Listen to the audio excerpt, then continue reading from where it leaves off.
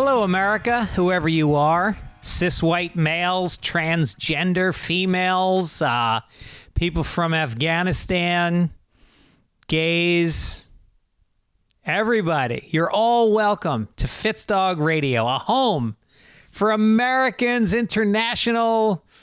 I don't know. I'm just happy you're here. I'm about to travel abroad, so I'm trying to appeal to the world. I'm coming to Ireland and Spain in the next couple of weeks. So excited. Going with the whole family, my kids, my sister, her family, my mom, my brother. And we're going to party it up on the west coast of Ireland. I'm doing a comedy show if you want to come out in Galway on the 6th of August. Not sure the name of the place. You're going to have to find it, but I'll be there.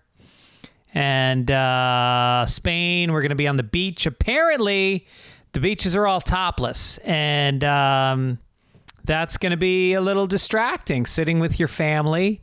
And I got to get some dark, mirrored wraparound sunglasses where the line of vision is obscured from your family. You know, you just want to be a good family guy. You want to be an upstanding, good person. But titties, come on now. Anyway, it's my, speaking of which,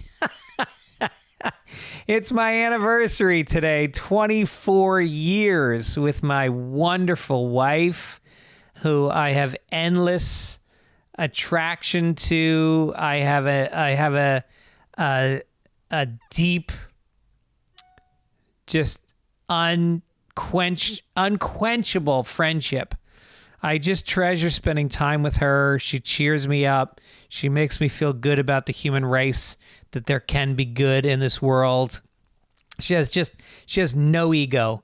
She can talk to anybody, and it's not about her. She remembers everybody. She's kind.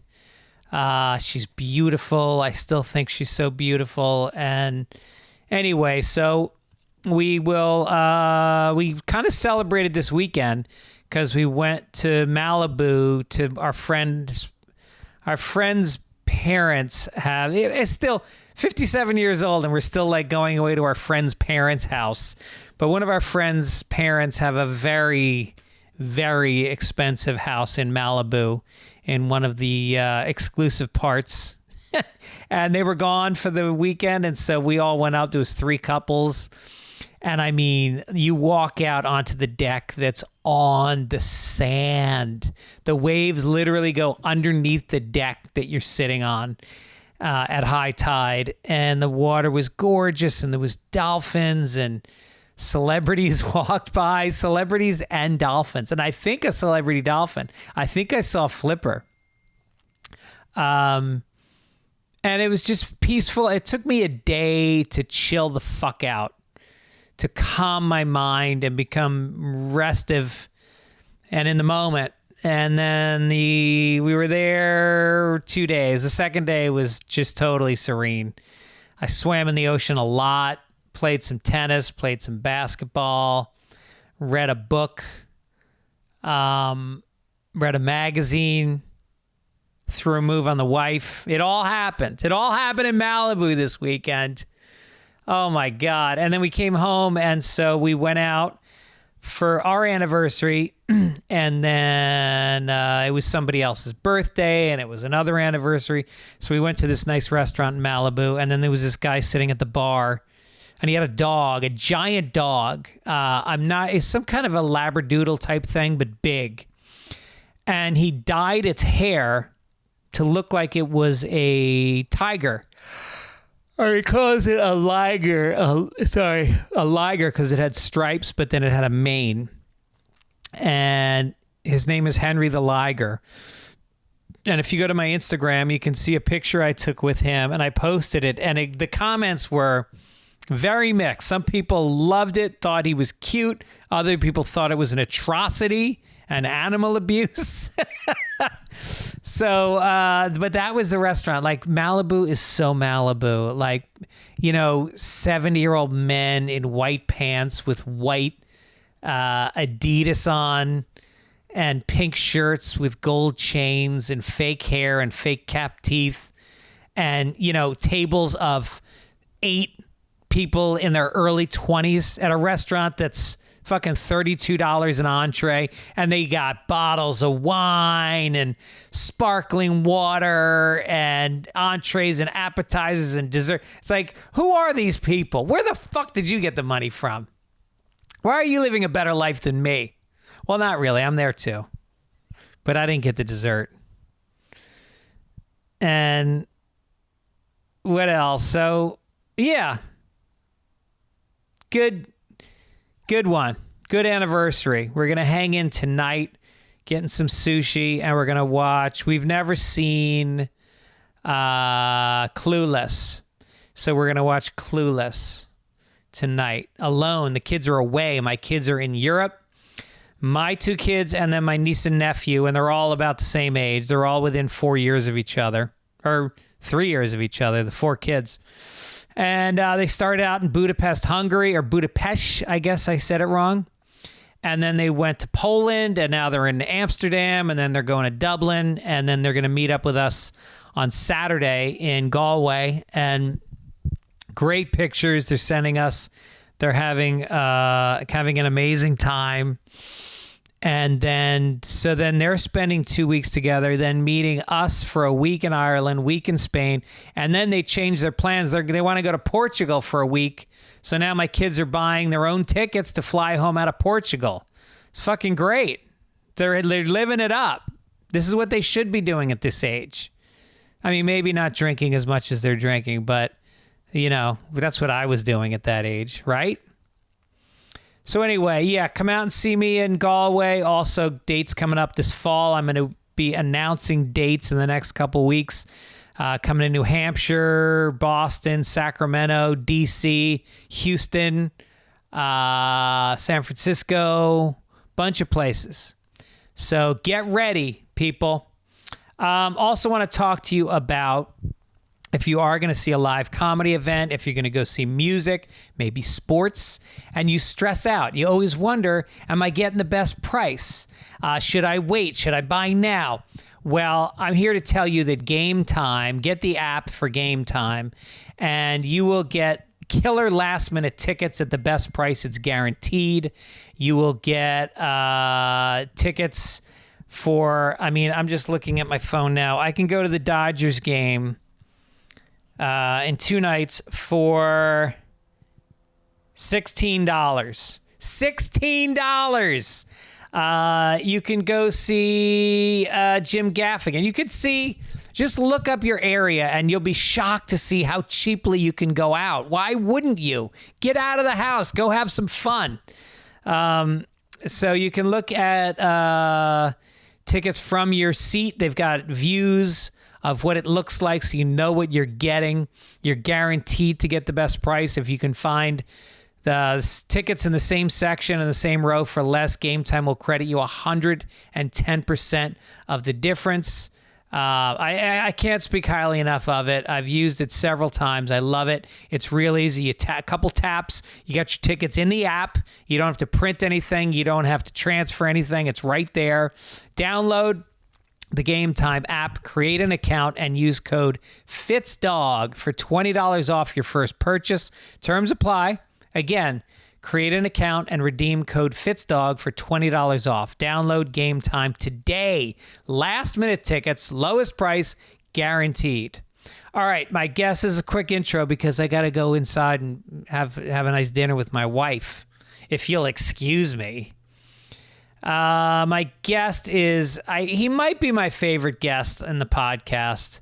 He's up there. I shouldn't say that because I feel like that about a few people, but he is in the upper echelons of the guests on this show. He's done it many times. You know him originally from The Daily Show with Jon Stewart, where he was one of the biggest correspondents and put that show on the map. He was in Hot Tub Time Machine. He had a show called Children's Hospital, which was amazing on Adult Swim. He's won 4 Emmy Awards.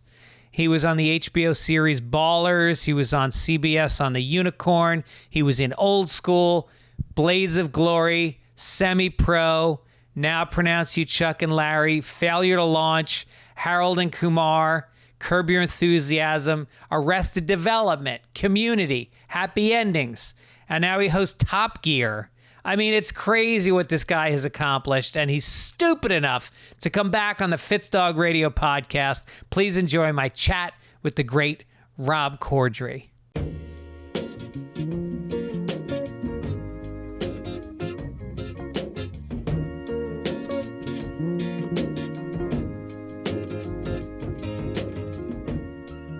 I'm so excited to be with my guest today. Tell me what it was like as a black man in prison.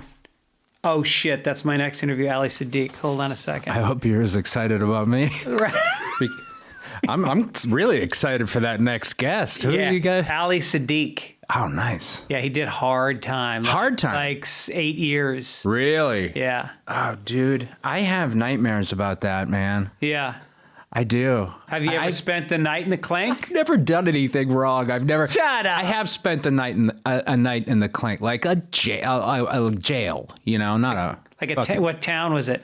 Amherst, Massachusetts. Oh, you can get arrested in Amherst for jaywalking. They were so nice. Yeah. They were so kind, and I was such a drunk asshole. Oh, you went because you went to UMass. Yeah. Oh. Yeah. So it was one of those things. Yeah. I was trying to get arrested. Uh-huh. And then when my friends bailed me out, I said, no. I'm going to do this. Because I can get arraigned tomorrow and have the whole thing done in one fucking 1, 2, 3. No lawyer. You don't need a lawyer. I represent myself, Your Honor. I represent myself. Did you do this? Yes, sir. What was the formal charge? Disorderly conduct? Disorderly person. Oh. I don't, They like to mix it up. Yeah, I guess in Amherst they want to keep it gender neutral. Disorderly person. I guess so. I mean, this is in the 90s, but still, Amherst was a little ahead of the time, I guess. Amherst is a really interesting place because, I mean, starting out doing stand-up in Boston, we used to go out to Amherst and we would go to, there was like 3 little towns around there that had Northampton. Hadley. What was the lesbian town? Northampton. That was Northampton, right. Where the coffee is strong and the women are stronger. Dude, you want to hear a funny story about lesbians in Northampton? Yes. So my mother's a lesbian. And I hadn't seen my mother in probably 8 months to a year, right? And my wife, I was taking her to see my college town because I love it up there. It's beautiful. And we're hanging out in Northampton because it's a great walking town. And we're in this bookstore, right? And I turn around and my fucking mother is there. No way. In the bookstore. And I go, hey. And she's like, oh, hey. And she's browsing the lesbian section, of course, because they've got one. You were as well. Right there up front. Yeah. And I was near it. I'm always near it. It's huge. And I was like, what are you doing here? And she said, and this is still a running joke with Sandy, my wife and I, I'm just, we like to see what's going on in the community. Like they have to tap in up at headquarters. Wait, where does she live? At the time, she lived in Boston. So she came out to Amherst just to check in, see what's going on. You know, sign the sheet and be like, I was here, that your monthly pilgrimage or something. That's amazing. Isn't that crazy? Yeah, it's a pilgrimage to Amherst. For lesbians. This was back when she had come out like probably 5 years before, 10 years before. Yeah. So she was still like flying flags she was big into the signs, flags and everything. She was hardcore. Wow. For a while. She's calmed down now. And you hadn't spoken to her in a while. Oh. Yeah, not for any other reason. Wait, get that. It's my wife. All right. Hello? Hey, baby. So you cleaned my shoe? Yeah, I cleaned the shit off your shoe. Thank you. Sometimes I just can't deal. I know. Well, that's what marriage is about, isn't it? It is, completely. Yeah. What are you doing? Thank you. I'm just going to get a coffee, and then I got Rob Corddry coming in for my podcast. Oh, fun. Isn't he? Right. He's the best, right? Yeah. I don't know, is he? Yeah, he's always been literally, I think, maybe my favorite podcast guest. Mm. Yeah. Because of his attitude? He's got a good attitude. He's kind of got that dark Boston sensibility. She knows I'm right here listening, right? Because this is too perfect. She loves you. She's like throwing you alley oops.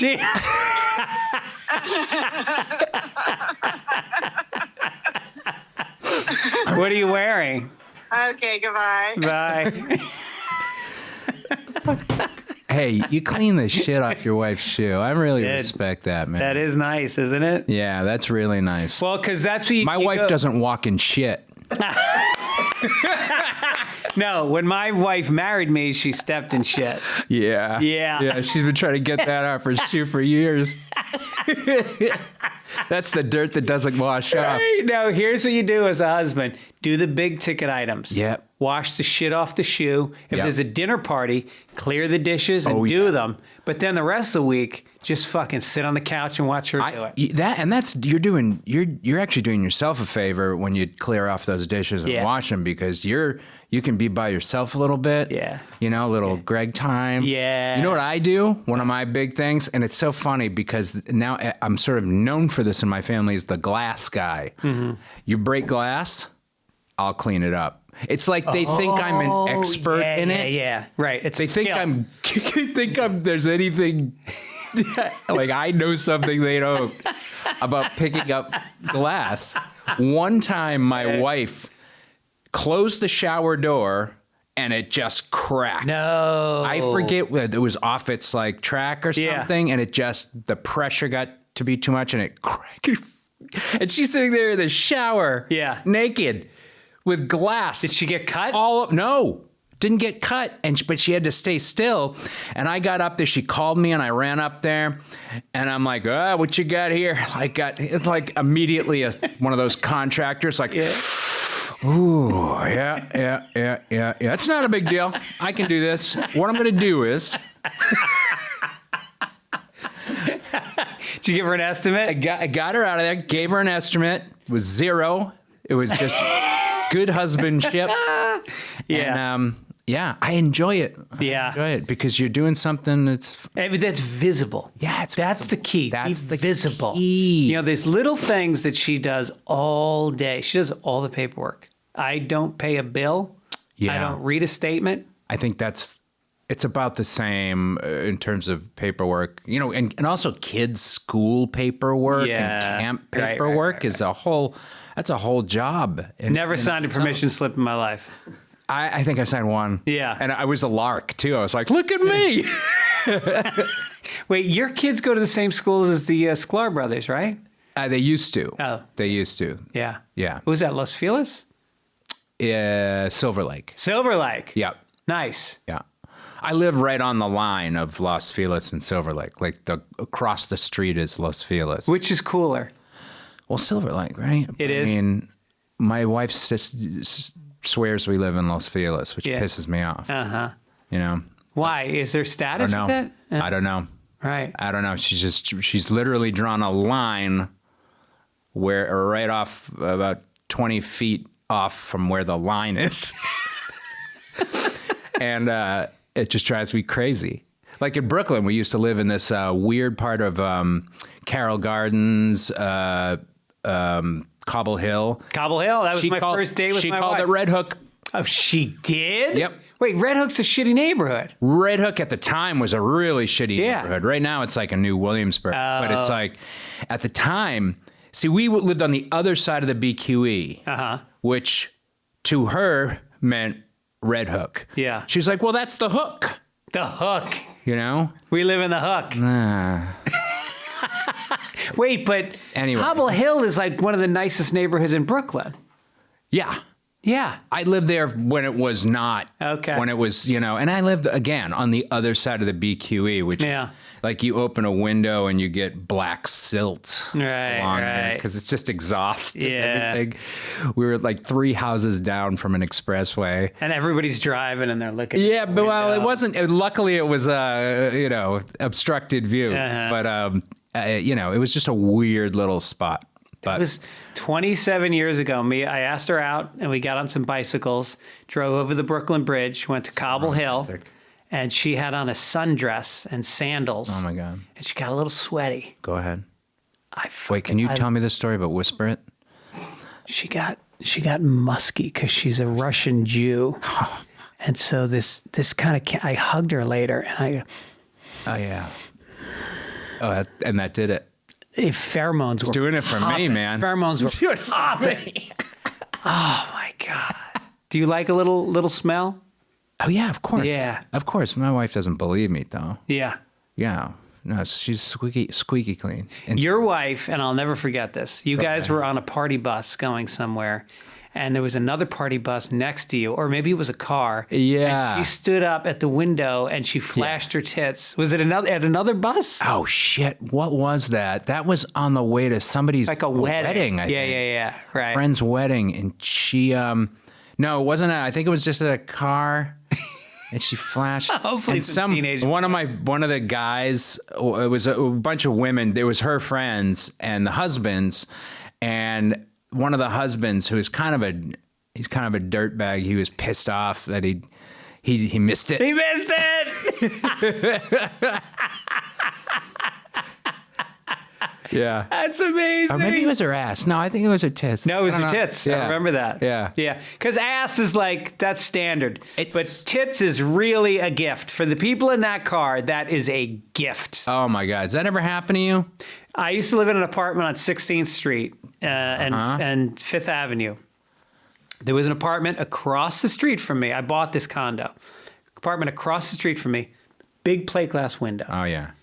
And this woman would come home from work every day at 6:20, and she would go into her room, and she would take a shower, and then she would come out naked with a towel on her head and walk around the apartment That's so hot. completely, and no curtains, no blinds. She fucking knew. She knew. Yeah, of course. And I of course. sat there. Must have, right? I sat there with the lights out, and I would. Oh, no. I would close the curtains. So fucking creepy, but that's what I do. Close the curtains, put them behind my head like I was a photographer from the 1930s. Yeah. Just From like Hush Hush magazine.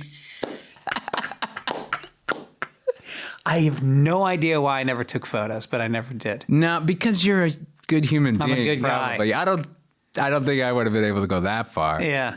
I was living in Miami once, and there was just for a show, and I was living in this high rise, and there was the same deal across from me, except that I had to sort of cock my head and like look down a little bit, and it was uncomfortable, which is part of the thrill. Yes. You know, and she was so beautiful, and I see her every day, and I was like, she wasn't as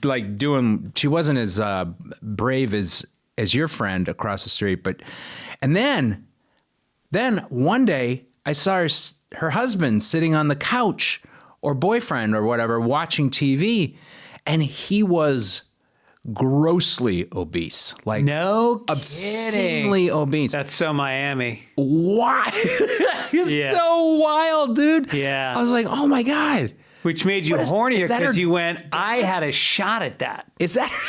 I'm better looking than him. I could have that. Could have that. No, I don't know. Maybe it's, I don't know. I don't know what, I'm just imagining that's her boyfriend. I don't, maybe it's her fat friend.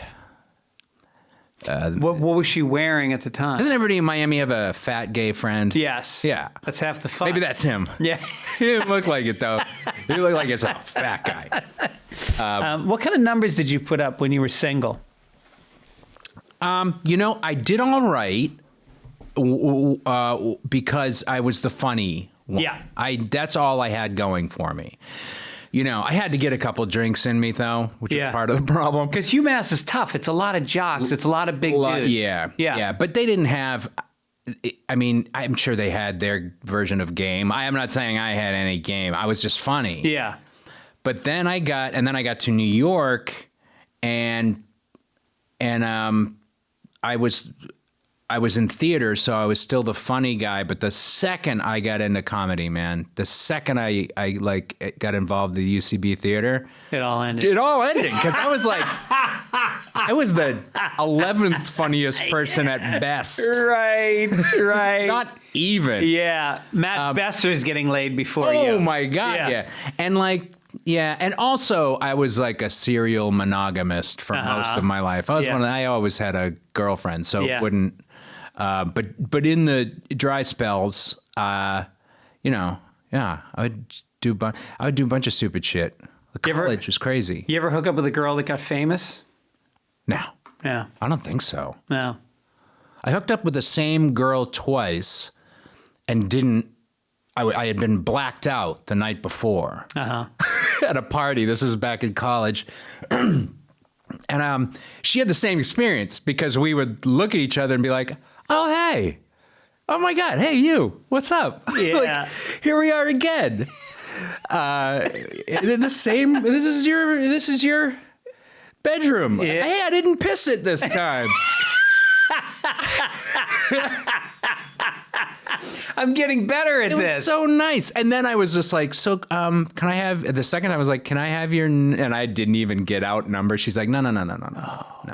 Wow. We're not, that's not us. We're not about that. Like, Wow. Yeah. We're blackout buddies. yeah, we're blackout buddies. Maybe I'll see you again. Yeah. You won't remember. Yeah. But That's kind of perfect because you don't have funny. to do all the groundwork. You don't have to do the small talk. somebody You've did. already gotten there. Somebody did. You did the first time. Well, yeah, but I mean, Blackout Rob did. Yeah. I can't even imagine right, what right. that's like. Yeah. Right. You got to be pretty drunk to respond to that, I imagine. Yeah, I think it's you got to find somebody who's on your wavelength. You got to drunk. find. We were probably, it was just nonsense, like Yeah. getting spit in each other's faces. You know? Yeah. And you say things you think are so suave. Like I can remember walking up to girls and like just trying to kiss them, like catching their eye across the room and then walking straight up and then just trying to kiss them. And once in a blue moon, it actually worked. Yeah. I don't know. You know what I do is, I guess in the same family, is that I would be hanging out with a friend who's a woman and if she was at all like wild, I'd be like, hey man, you know what we should do? Like it She'd be just like- dawned on you she'd for be the like, first what? time. And I'd be like, we should have sex. Wouldn't that be hilarious? And it worked once. I mean, I only tried it maybe 2 or 3 times. And then I tried it the last time I did that.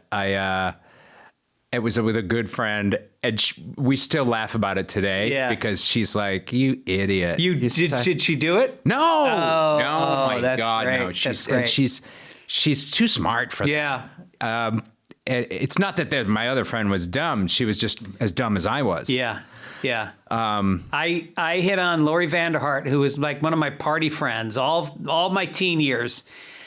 And then we were at her parents' house, and it just sort of like shook out that we were alone in her parents' bedroom.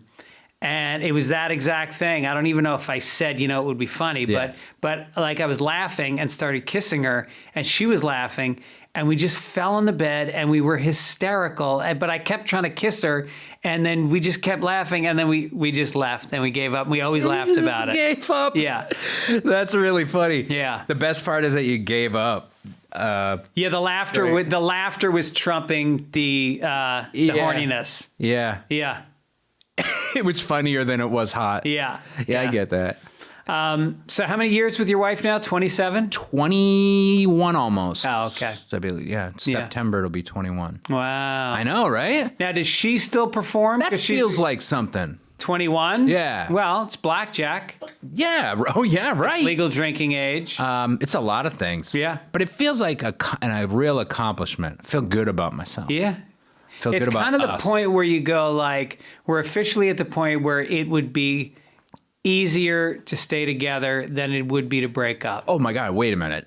Yes, but also I'd be in all honesty lost without this woman. I wouldn't know what to do with Yeah. myself. I don't know how to do anything anymore. Yeah. And I'm just without her. I'm nothing. I know. I'm nothing. It would be like taking the hard drive out of the computer. Nothing. I would just like. Yeah. Exactly. Yeah. Exactly. Yeah, I feel the same way. My wife is Yeah. like everything. I know. And that's all these stupid things we're talking about. That's all I was ever looking for. I would Yeah. literally shake my fist at the sky, at God, up on my roof in Brooklyn, like, why won't you make it easier? Like, And then this happened. And my wife Make it easier to find the right person? Find the right person, yeah. Right. Then my wife happened. That's interesting because you grew up and your mom came out when you were how old? 25. Oh, 25. Yeah. Were your parents still married at that point? Yeah. Oh, so it was a dismount from the marriage into a dismount. the gay world. For sure. Wow. For sure. Damn. It was rough. She did it on Father's Day. No, she didn't. Yeah, well, she did it on Father's Day because the week before is his birthday. Uh-huh. And she was like, she had to do it at some point. It had to be the weekend. Yeah. Because, she wanted to get us home. Yeah. Oh, fuck. And Yeah. so they'd been It was together rough. for 30 years? My parents? Yeah. Had been together, probably about 30 years. And, but my mother's also been with with her wife since then. met right away. Same woman. Wow. Yeah, which is something. And that's been over, I don't know, probably longer than she was married to my dad. That's amazing. I don't have those numbers. I don't have those figures. Were there signs when you were younger that maybe she was gay? Like looking back, probably not at the time, but looking back. There was one picture I look at now that she went through this. She went through these phases of getting jobs, like, 'cause she was a housewife and raised us. And so, and you're one of four?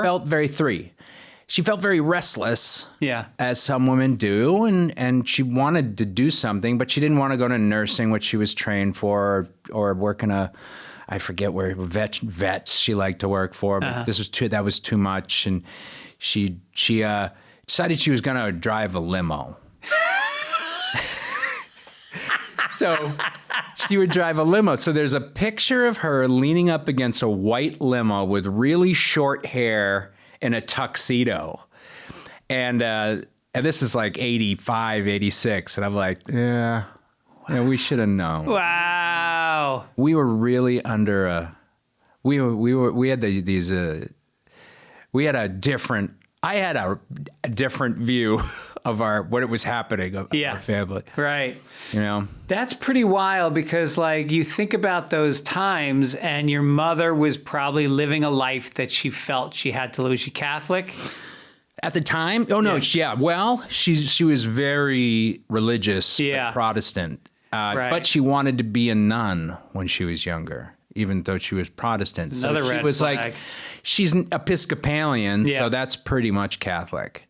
Wait, so your father was Irish and your mom was My father is French Huguenot. Oh, okay. So basically English. I always thought you were part Irish. I don't know why. I am. No, I think like half Irish. Okay. But she wouldn't admit to it because she hated the Kennedys. I've told you that before. Right? No. Yeah. She was prejudiced against the Irish because of Boston too. Yeah. Boston, if you tend to not like the Irish, Boston will throw you right over. Firmly on the side of not liking the Irish. They will present you with a lot of evidence that we are an inferior race. Yeah. But now I'm find out that from County Cork was I could trace my lineage back. It's pretty solidly Irish. What part of County Cork do you know? No. The West, because we're going Lower there. East Side. We're going there this summer. You're super Irish. I'm 99%. I took the Ancestry DNA test. So that was boring. Well, you didn't learn anything. I learned I'm 1% Asian, and I said to somebody, No. I go, why am I 1% Asian? They were like, Genghis Khan. The Mongols. They great. fucked everybody. Yeah. They controlled 1/3 of the planet at one point, the Mongols. I'm not 1% Asian, but I have a lot of Viking blood. Oh. Because as a lot of people whose ancestry is, the West European white ancestry, I have a lot of, because they were all raped by Vikings. You got a little Hagar the Horrible in you. Yeah, a little Viking, but so does everybody else. Yeah, the Vikings got around. One thing I learned from the Ancestry or 23andMe that was really interesting is that I have 70% more Neanderthal genes than every other 23andMe user. No. And somehow I'm proud of that. Yeah. I don't know why. Yeah. And now I try and stick up for Neanderthals. When people are like, oh, he's such a Neanderthal. I'm like, Neanderthals, they weren't necessarily a substandard race. They were. Wait, the Neanderthals were replaced by Homo sapiens, right? Well, nobody knows how, though. Yeah. They were either absorbed or they were taken over. Yeah, there was that book, Sapiens? Yeah. Yeah, I read that one chapter, too. Yeah. Yeah. I can only get through one chapter of nonfiction books. That's all you need, because you go to a party and everybody else read the same chapter. Yeah. So I read that chapter. Very interesting. You're right. And I'm just meaning to read the rest. Yeah. I mean, it's not a long book. It's not? No, and it's Malcolm Gladwell, so it's like you're reading an essay in the New York Times. Is it Malcolm Gladwell? Yeah. It sounds like it. Oh, no. It's not Malcolm Gladwell. It's like a Malcolm Gladwell. It is Malcolm Gladwell-y. Yeah. Yeah. His books are good on audio. I can listen to nonfiction books. That's all I listen to is nonfiction. I listen to historical biographies. Oh, geez. I'm listening right now to Robert Moses. You know about that guy? Robert Moses, sure. Are you shitting me? You want to talk about a good fucking book? Oh, really? It is, and I've probably read. Say that like it's 50. Crazy that would be a good book. I mean, because you have no idea the influence this guy had, not only on New York City and New York State, but the entire country. He was the first guy to develop expressways. Yeah. He was the first guy to develop urban parks. He's like the Buckminster Fuller that actually his shit worked. Oh, who's Buckminster Fuller? He's like a Tesla, basically. He's like the Tesla that he was like the geodesic domes and stuff. Oh, okay. Anyway, I got you. So anyway, this guy, he started out, he was born into a little bit of money, not a ton, but he came up in probably born in 1890 or something, 1900.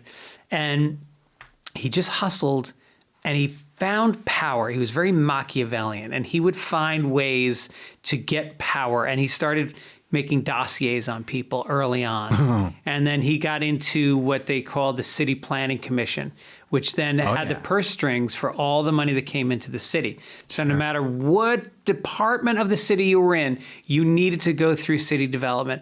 And he had 3 titles in the city. Wow. The mayors bowed down to him.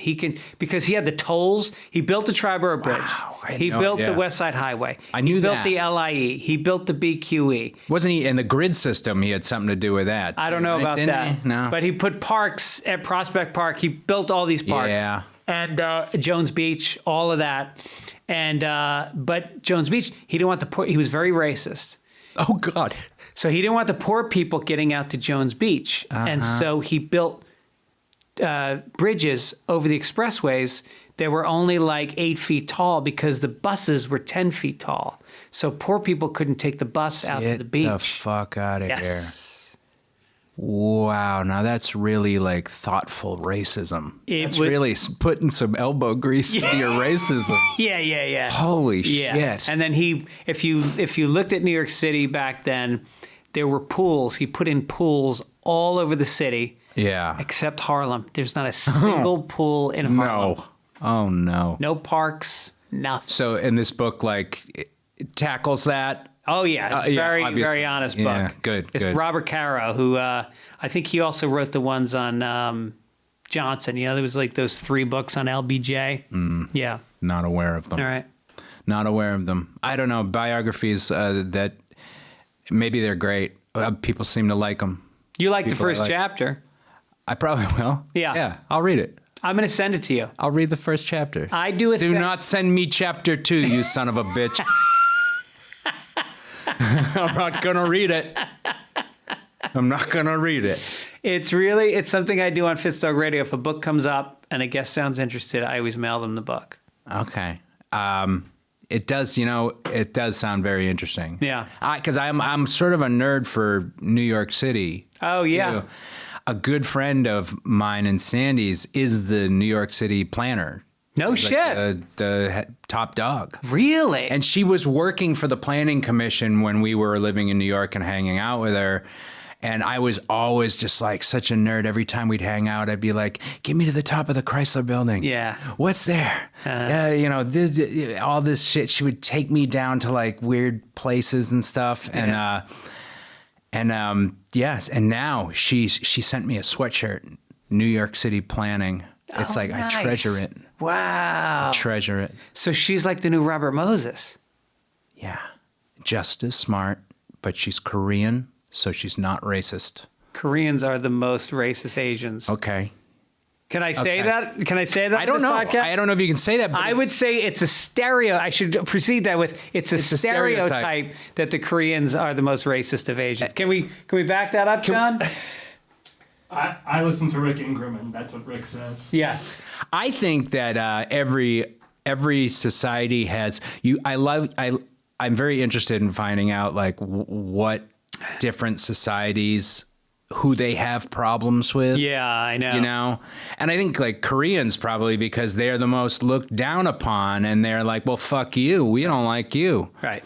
And they outwork. And I don't know how that happened, how Korea became that, or like everybody hates Finland. I didn't know that. I think. You mean in Scandinavia, Finland, I think so. Like they're Finland, the Jersey. In Denmark, hate the Finns. Well, I'll tell you why that is, because I was in Denmark once for a month and a half. Yeah. Copenhagen is near, you can take a ferry from Finland to Copenhagen. Okay. Finland has a limit on how much alcohol you can get every month. Oh. So when they run out of alcohol, stupid. They take the ferry to Copenhagen and they drink their faces off and they cause a lot of problems. Yeah. Okay. Yeah, they're Yeah. fucking assholes. Yeah. And I was in Croatia working for a couple weeks, and what was the country? Shit, I always blank on the name of this.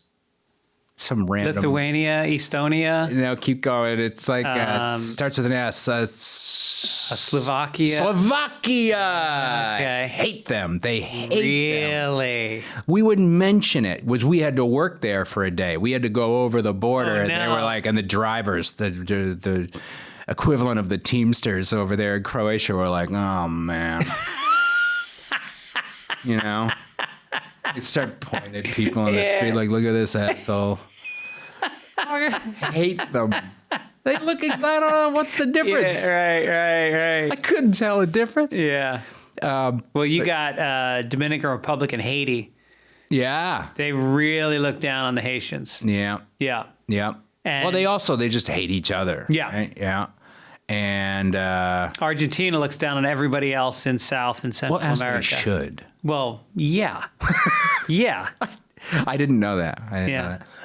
I think it's because they have more of a European influence. Oh. And I think it's a skin tone thing and an eye color thing. So they're whiter. Yeah. Yeah. And then in Central America, I think that the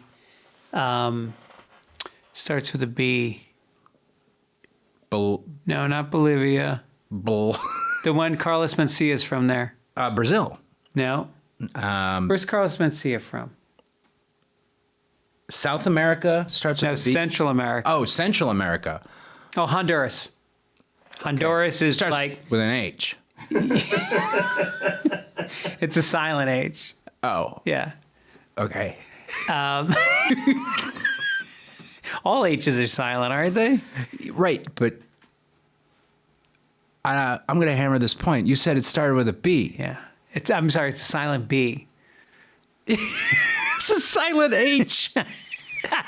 Right. Now you're making sense. I'm sorry. It's my fault. I'm sorry. That was my mistake. Don't come on my podcast. That was my mistake. And start pointing out. I know. I got mistakes. cocky.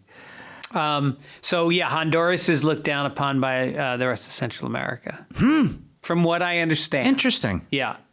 Seems pretty random. And then what's the city in America that you would say is the most looked down upon? Well, I can think about the cities that I look down upon the most.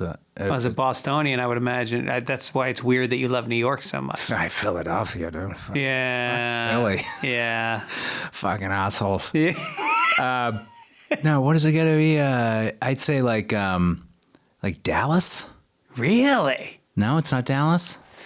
Dallas has actually hated the become Cowboys and yeah, you got Texas the Cowboys sucks. and yeah, what about big is it oil money. Florida? Something in Florida? I would say probably like Biloxi, Mississippi. Gotta be pretty bad. Okay. So like the deepest South. Deep South is really frightening to me. I will go anywhere. I Yeah? will go in the worst neighborhood of any city, but I am so scared when I go to the Deep South. You know, I don't even. I haven't been there in a while. I used to work when I would work in Shreveport, Louisiana. because they had all those tax breaks for filming. Yeah. I would have the weekends off, and I would like take a road trips all over that part of the South. Yeah. You know, and like Arkansas and shit heel towns where I could find the best this barbecue sandwich, or I found a pie sold out of this lady's house. Yeah. And or like a vintage sale, which are tricky, by the way, because I love like antique malls, in a place like that. But you're gonna find a ton of old like slave pickaninny memorabilia, like the really super racist shit. You know what I did once? Last time I was in there, I went in there, I walked in, I saw like the first case. It was like, this is what we feature, and I was like, oh, fuck you. And I went into the bathroom and I took a shit and I didn't flush it. Yep. That's a statement. Take that, racism. I solved racism, guys. Well, if you're a real Bostonian, you would have left a double decker, an upper decker. Yeah, I would have missed this. I would have hit the seat a little. Yeah, no. Upper decker is when you open up the tank and you shit in the tank and they keep smelling it and they have no idea where it is. No, a double decker was when you straddled the walls of the stall. But that's probably like I don't know. That's what you'd call a that. Studio 54 move after Yeah. some cocaine for the hot model. Yeah. No, the upper decker is the mystery one. That's where I They do can never cocaine find in a it. bathroom, straddling the stalls. Because you don't want anybody to see your feet. Nobody's thinking I'm going to be doing cocaine up there. Speaking of which, we're at the Comedy Store. We're at the Comedy Store. I can say that. We should mention The bathrooms. I walked to the bathroom. Perfect cocaine bathroom. Right at the urinal. Really? Right at the urinal. The shelves are nose high. Really? They're a little bit lower than nose high. And, I guess it's a shelf for your iPhone or whatever.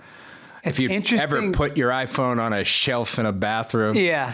But interesting. That's where your mind went. it went right to cocaine, right? Well, this club, if you go into the green room, I'll take you to the green room after this. A lot of cocaine's. There's a piano.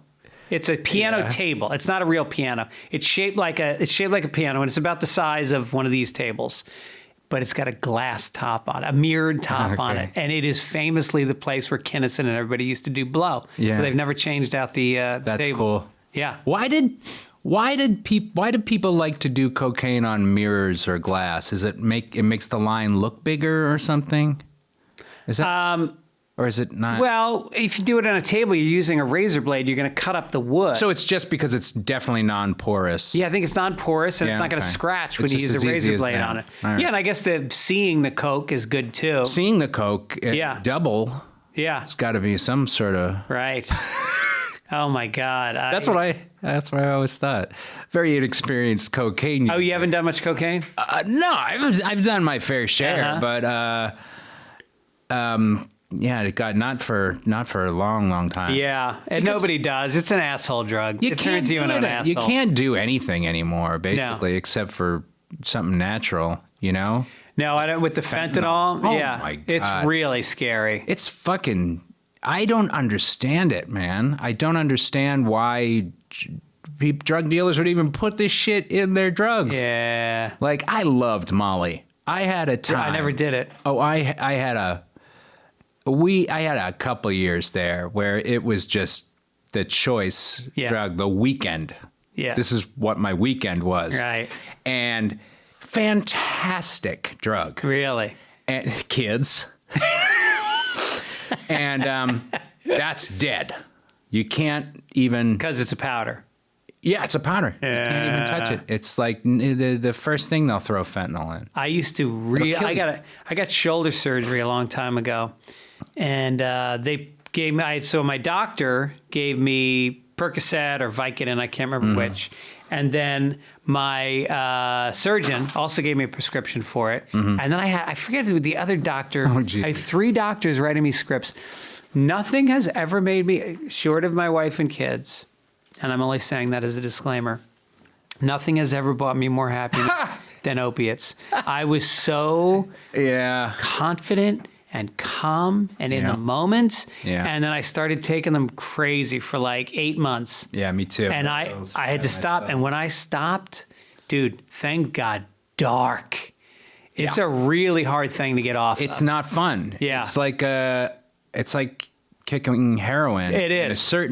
To a certain degree, Yeah. I imagine. It's the same chemical. It's it's awful. It's an awful, awful drug. Yeah. But when I was doing it, I used to think, well, if you don't want to take a shit or get a hard on, there's no downside to this. Which is weird because normally when I take a shit, I get a hard on. So one was killing canceling the other. Yeah, maybe that's what you like so much about it. Because that's difficult to take a shit while you got a hard on. You know? You can't stop peeing when you take a shit.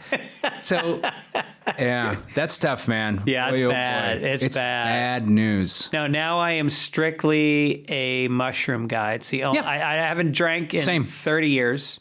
I got three. 3, good for you, man. 2. Okay. 2 years. That's great, but still seeing every platform that you see as a cocaine table.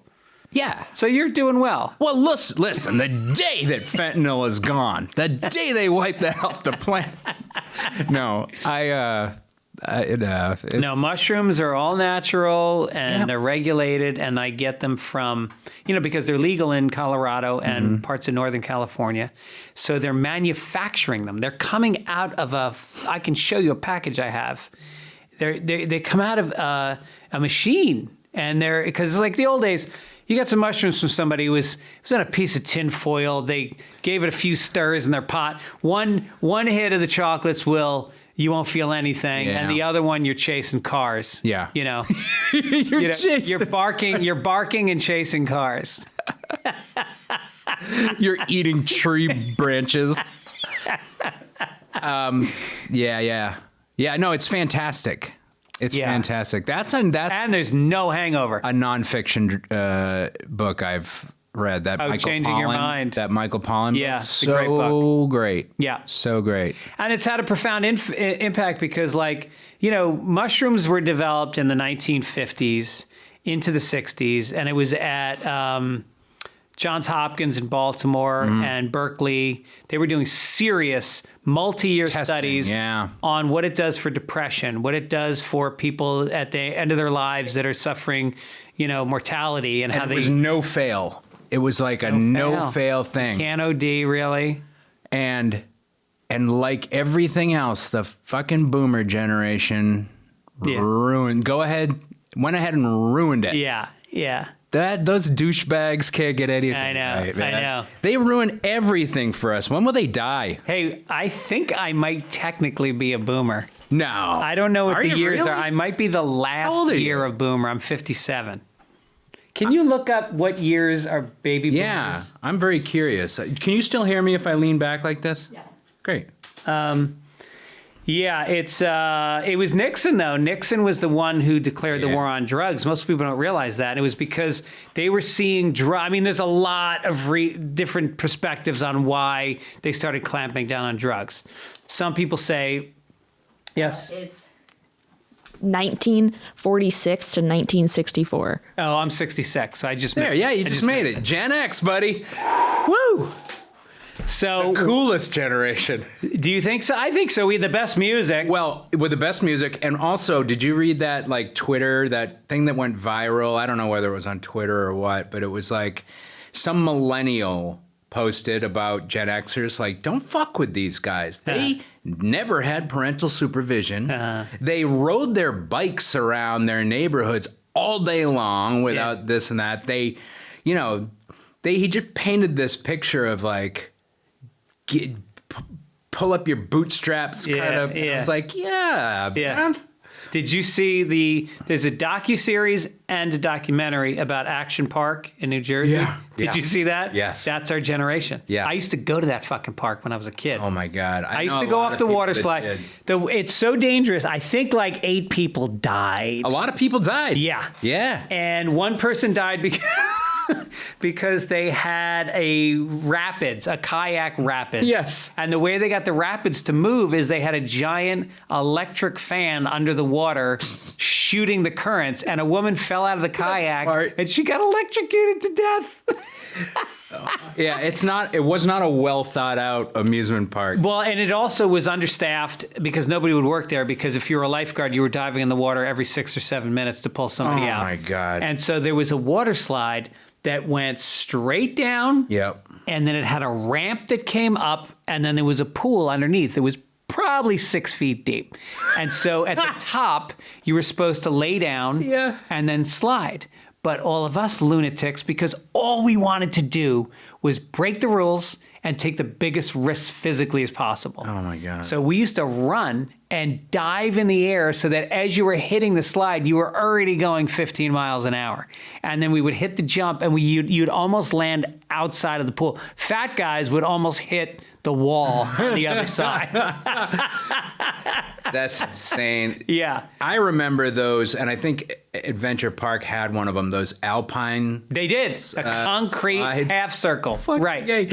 I never went to one because I was a scared person. And, my friends would come back and they would just have, road burns all over their elbows, and their knees would be all torn up because you're going to fall off of those things. Yes. And all it was is a stick. It was a stick, and they said that a lot of them, the brake didn't work. Yeah. And if you didn't brake, you flew off the side on some of the hard turns. I just went on one actually in Hungary. No. Because Hungary, there's no rules. Right. I went to the zoo in Hungary, and there was this Hungarian announcement, and I said to my brother-in-law, who's Hungarian, like, what did they just say? And he goes, "Oh, it's nothing. A mongoose is loose." Like, that's the kind of, it's not a litigious society, so they don't give a fuck. A mongoose is loose. So I went on one of those, but it was more. That's how every park should be. One mongoose free every day, just to keep you on your toes. Ladies and gentlemen, today is Mongoose Day. There is one mongoose free in the park, within park grounds. He has not been fed in 3 days. He has not been fed. At 4:00, we will release a cobra. We have a wolverine, and we gave him a small trace of cocaine. Good luck. There's no equivalent to this shit.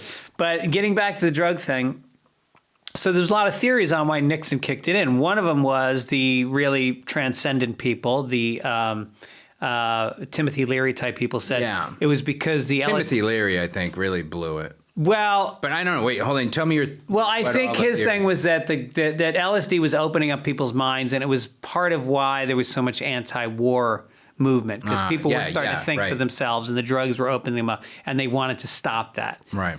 The other theory was they wanted to crack down on the black movement at the time, and it was very easy to selectively arrest and put black people away for drug charges. Right. So either way, that stuck for a while. Yeah, and so now we're finally coming around, 50, 60 years later, we're coming around to the idea that, oh my God, maybe your kid doesn't need like all of these antidepressants and anti-anxiety pills. Yeah. Maybe like a microdose of mushrooms every 3 months might get them right. I think these terminal patients too, it really struck me, these terminal patients that were taking, Superman doses of mushrooms or ketamine or things like that, ayahuasca. Yeah, that it just increases the quality of their remaining life. Yeah, they were like, it gives me. What are they? Most of them were like, it gives me 6 months where everything is different. Wow. And then in 6 months later, I'd do it again. Do it again. Yeah. You know? Right. And they're just controlled and in controlled environment, totally safe. And Well, he talks about set and setting. set and setting, yeah. So you get your mind right, like, take a hike, do a meditation, and then get a setting like in nature. Yep. You talked about, like, that's, to me, taking a hike and then sitting in a field. Almost Perfect. a requirement for me if I'm doing like a spirit world dose. If I'm just doing a giggly party dose. Yeah. Whatever. Yeah. Because I don't drink anymore, so a little half a square of a mushroom candy bar. Yeah. It's I think fucking great. we're what you call California sober, you and I. Oh yeah, that's California that's what you call sober. high and dry. Yeah. Somebody said to me, Jerry O'Connell said, "Oh, you're sober, but you're not sober." Yeah. I was like, "Yeah." Oh, I would never call myself sober because I did the program for long enough to respect that sober means like not even non-alcoholic beer. Like you don't fuck around at all. Oh, I never liked beer. Yeah. I would drink it in college because it's what we had. Yeah.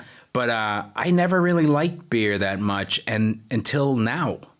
And now I'm like, I will have, if I sit down at a cafe or something with my wife or some friends, have one non-alcoholic beer. I love it. It's fucking great. It's amazing. And there's like... And they're good ones. They're making them well there's now. There's like an IPA one that has like a honey taste to it. Have you had that? What is it called? Comes in a can? Yeah. Oh, shit. I forget what it's called, but... Yeah, it's such an A. It's so good. Yeah. Yeah, they have two beers. They have like an orange one and a blue one. Yes, exactly. Yeah, and they're always usually like hazy IPAs or citrusy ones.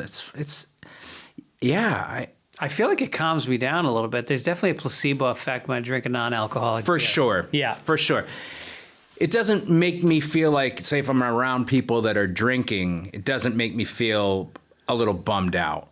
Because I still do get like bummed out in the regard, like, I feel like, well, you fucking blew it, didn't you? Yeah. Yeah. You knew it. You knew this was like, you were walking a tightrope. You fucking blew it. Yeah. Yeah. I know. Yeah. I think it's something, I always kid around with people because it's been 32 years that when I turn 65, I'm going to start having a highball before dinner. Absolutely. Do you have that in your head? We have it almost on paper. Bert Kreischer wants to be there the first night. Oh, he's really? already asked. He's asked to be there. Yeah. That's great. Yeah. No. And yeah, God bless you. You're almost there, man. I'm almost. The weird thing is everybody talks about, life is short, savor it, you want to stay young, act young. And I'm like, old age sounds really good to me. Like I could easily fill my day. Yeah. I could do the Sudoku, take some walks, play some golf. Yeah. Do some puzzles. Do a jiggy. Yeah. What? A jigsaw? Yeah. Yeah. I feel like I enjoyed COVID and it would just be like a longer COVID. I know. I did too. Yeah. I did too. But it fucked me up though. Did it? It wasn't COVID. And I knew this during COVID. That like this is going to be a lot harder to get out of. Yeah. And I'm still like having it's easier now, but like gatherings, I'm just like, yeah. God, it was so nice to not have to do this. Yeah. Yep. People are landmines because if you've got 20 people, one of them is going to say something stupid. That's going to throw you off your game a little bit. Yeah. They're going to talk about a movie that you were in that they didn't think they're going to say it the wrong way. Yeah. Which I'm usually cool with, but somebody's just going to say something, not even necessarily to me or directed at me. Just say something like, that's a fucking... that's a vibe killer. Yeah. Like there's just vibe killers everywhere. Right. Like, trans people just shouldn't play sports. And you're like, God. Why bring it up? Oh, God. What are you fucking... Hey, that's why I feel the earth is flat. Jesus Christ. I'm not saying seal the borders, but let's just let in the good ones. I don't hate Jews. Yeah, man. Yeah. All the time. Yeah. All the time. And also just like, and then that at least too has some excitement to it, right? Yeah. There is some like fun to that as well when you're not involved, when you're not the one that person's talking to.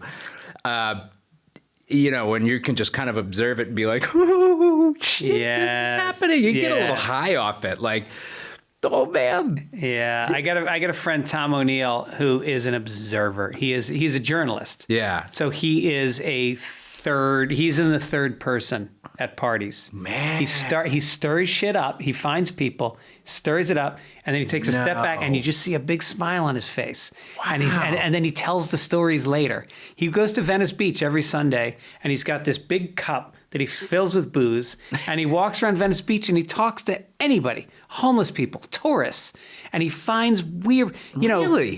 like people that are like dancing to hip hop, and he'll just walk in the middle of it and start dancing, and he makes videos. Oh, and this guy is like, he's the best. He's the real thing. Yeah, he's the real. He wrote a book called Chaos about the Manson murders. He wrote it for 20 years. Oh, really? Far out. Big bestseller now. Yeah.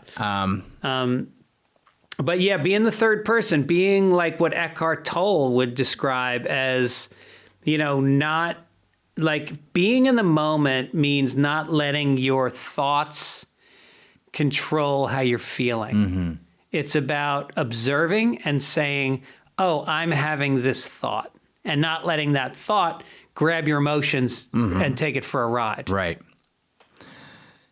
I like the way that you and your friend describe it, like the third person. Yeah. Like that I really respond to that. Yeah.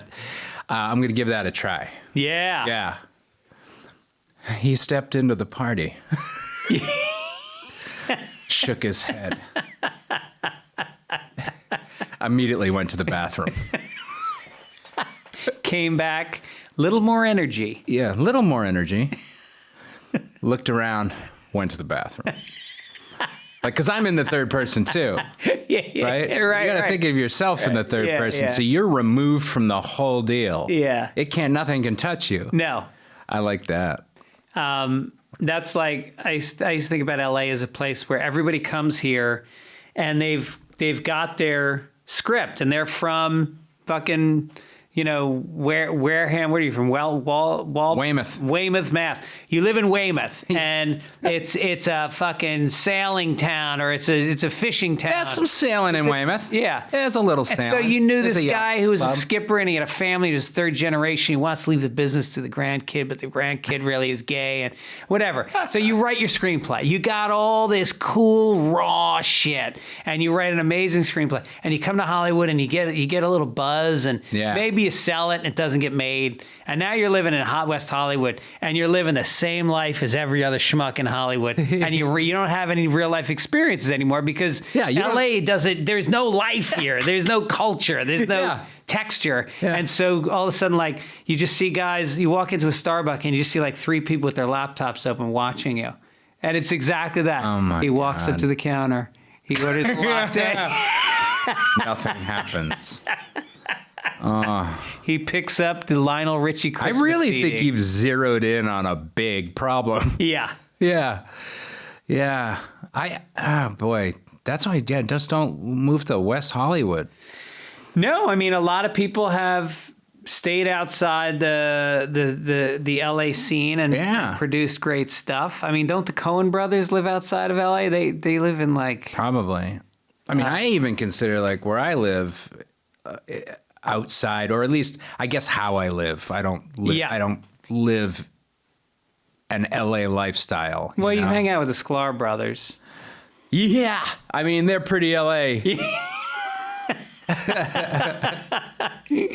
No, I feel like that. I live in Venice, and I feel like I'm not in the Hollywood scene. No, you're in a totally different thing. That all beach towns are a different deal. Yeah, for sure. Yeah, different vibe. Yeah. So I haven't spent a lot of time there, but Yeah, it's really weird to me that people would live next to. I mean, Venice Beach. People have all these misnomers about Venice Beach. Not just the homelessness, but the actual sand and ocean is pristine. They cleaned it up 20 or 30 years ago. They had this thing called Heal the Bay. Didn't know that. And it has A+ ratings all the time.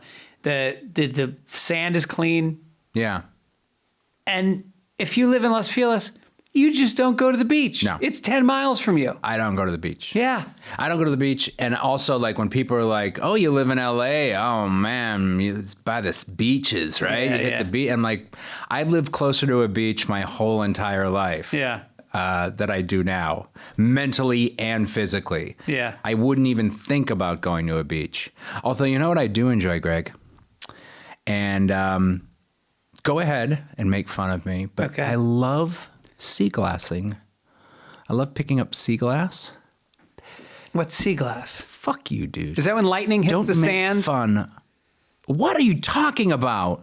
No, it's like garbage from old galleons, Spanish galleons that the trash has been worked by the sea into these rock-shaped, colorful rocks. Really? Yes, Greg. Glass, sea glass. I go glassing with the gals. No, I was in St. Lucia. Is that a real thing? You It's- really like sea glass? I had no idea. Well, I used to live, my grandfather lived in Portland, Maine. So we used to go up there every month and he would be like, he would walk on the beach with us and he'd be like, and there's sea glass all over the place. And I never even thought about it until 2 years ago in St. Lucia. We rented this house. It had a little tiny private beach, the shittiest little garbagey beach you've ever seen. And I walked down there and the whole thing is glistening.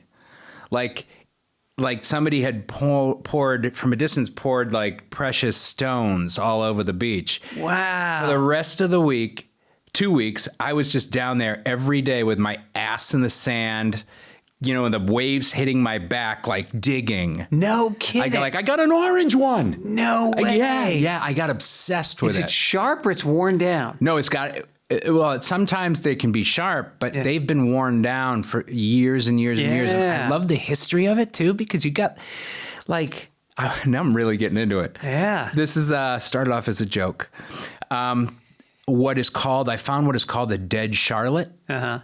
Back in the turn of the century, it's what they used to give children. It was a little porcelain doll of this girl named Charlotte, and she was dead, lying dead. And they used to give this to children because they'd tell this story that Charlotte didn't wear a shawl when she was in her carriage, and she caught a chill and died. And you should mind your parents because Charlotte's parents told her to put on her fucking shawl. And they would give this to children as this would teach them a lesson. God. And I found a dead Charlotte. That's amazing. Yeah, see? You get it. Oh, that I get it. I'm like that with birds now. Oh, I yeah, never me thought too. twice about birds. Now I fucking love birds. What's the matter with us? Yeah, I it's know. fascinating. Yeah. I got a birding app where you take a picture of a bird. Oh, I heard about that. It'll identify it for you. Yeah. Hasn't worked yet. Oh, but really? I think the information on the app is great. Yeah. But the photo ID Right. part is like not quite there. No, you go to Griffith Park. It's insane. It's insane. How many kinds of birds they have in up my there. backyard. It's insane. Hawks and eagles. And My wife and I will be on a walk at night. We walk after dinner, and we have this little reservoir near our house, and there's all these mourning doves. And I'm like, oh, look at these darlings. Oh, hello. Hello. You have a shawl on. And Sandy's just like tapping her foot, waiting for me. She's like, yes. Sandy, they mate for life. I know. Look. What has happened I to me? like the little tiny ones. I just became old, yeah. Yeah. They're just so happy. Like you think about, I was thinking about the other day about when you see those signs out, you see somebody puts a mimeograph picture of a bird and they're like missing. It's like, no, He's gone. God. He doesn't want to come back to your. Oh, I think about that when they put out a little dog too. Like, come on. Yeah. That's food. Yeah. You know? Up around you it is. Yeah. Sure. Oh, for sure. Yeah. Yeah. We used to have P-22 prowling our neighborhood. What's that? Oh, P-22. I guess you only know about this on the east side. We had a mountain lion. Uh-huh. There was a fucking mountain lion. How big? They knew about. They tagged it. It was in Griffith Park. It lived in Griffith Park. Uh-huh. Huge, massive, adult mountain lion that would, in its later years, walk around Silver Lake, the streets of Silver Lake, because it was too old and weak to hunt on its own anymore. And it used to sometimes steal, like, I don't know, penguins and owls from the zoo and shit. Really? Yeah. And imagine what a zoo is like when you are P-22. When you're P-22, it's like a buffet. Oh my God! And they're all trapped. But they're it's kind fucking of held captive. It's kind of like a little challenge to get in there and out. But right. you're a mountain lion. Yeah. It's a buffet. Yeah. Somebody built a buffet for you. It's like Vegas. And and he used to walk around and he would attack some dogs when people were out walking their dogs. Oh, really? Yeah. Some dude was like in a fight with P-22. Wow. And they finally put him down. But it's just he apparently like was the runt of the litter and wandered off from his family in the Los Angeles forest and made it to Griffith Park. I remember hearing, maybe this is P-22's origin story, but I heard that mountain lions need a certain amount of territory. They're territorial, and they spray and pee, whatever they do to mark their territory, and they will fight to the death for their territory. But they also respect it. And so there was one west of the 405. Up in the Santa Monica Mountains, I would imagine there's a number of mountain lions, and they've got enough room to have territory. One of them, wasn't enough room. This motherfucker made it across the 405. I heard about that. And then into, I guess, probably Griffith Park. Maybe this is P-22. Maybe. That's funny. Maybe. I thought he had come from the other direction, but that's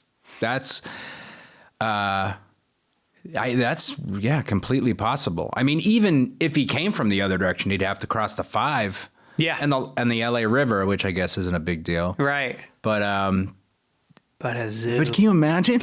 It's a snack bar. A fucking mountain lion crossing the 405? I know. God damn. Wow, it's a wild city we live in. It is, because it is got everything. I mean, we did this one day just to do it. It was like April, and we went to Mountain High and we skied, and then we came home and we boogie boarded in the ocean. Ah, yeah. And from most of LA, you can see the snow-capped mountains from a 90-degree day in the valley. Yeah, that's cool. I'm trying to think of stuff like that we can. I was researching like tourists. What can you like travel guides? But what you would do if you were a local, like live like a local in LA, because I am a local. Yeah. Because we don't, there's 2 strikes possibly going on right now. I have not a thing to do. Right. And I'm trying to think of stuff to do with my wife. And well, I don't drink, but I love dive bars as long as it's an authentic dive bar. Like there's one in Venice called Hanano's, and they've got great burgers, and it really is like OG Venice people. Yeah, I think I got to get a couple more years under my belt for that. Why do you keep pointing out how much younger you are than me? Yeah, just, but it's good to learn from someone who's a lot older than me. I feel like I'm pulling energy from you. It's amazing.